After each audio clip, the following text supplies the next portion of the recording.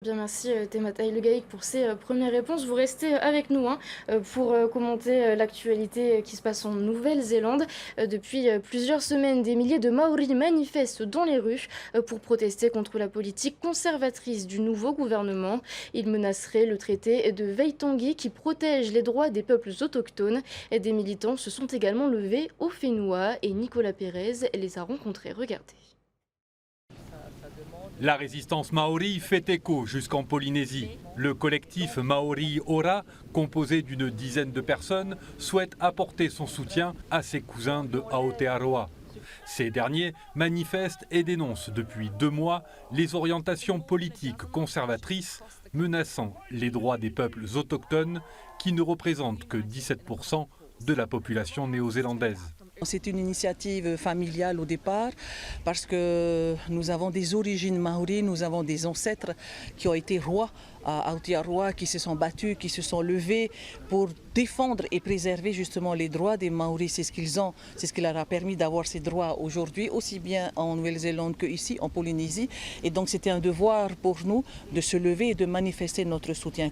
Selon les dirigeants du parti maori néo-zélandais, le nouveau gouvernement souhaite prendre certaines mesures telles que l'anglicisation de certaines régions ou de fermer l'autorité sanitaire maori Te Aka Waiora. Des déclarations démenties par le chef du gouvernement. Même si Christopher Luxon a annoncé la semaine dernière qu'il ne touchera pas au traité de Waitangi, il s'est engagé devant les grandes familles maoris, mais comme on me l'a dit, on peut très bien ne pas toucher à un traité. On peut cependant proposer des articles qui vont venir l'améliorer. Donc, et au final, proposer des amendements qui vont certifier qu'on supprime ceci, on supprime le rio maori, on supprime cela, etc., etc., etc. Créé il y a quelques jours, le collectif Maori Ora souhaite mobiliser les Polynésiens pour qu'ils soutiennent leur cause.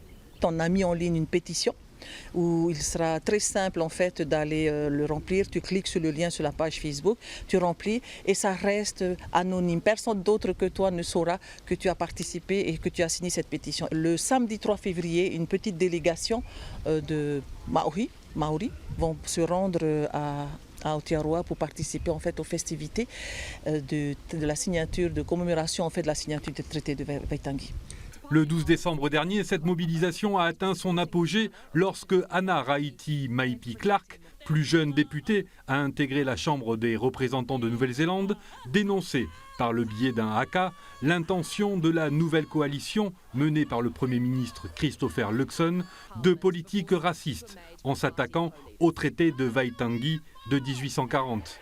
Un acte fondateur qui garantit l'égalité de traitement entre les Maoris et les colons britanniques d'alors.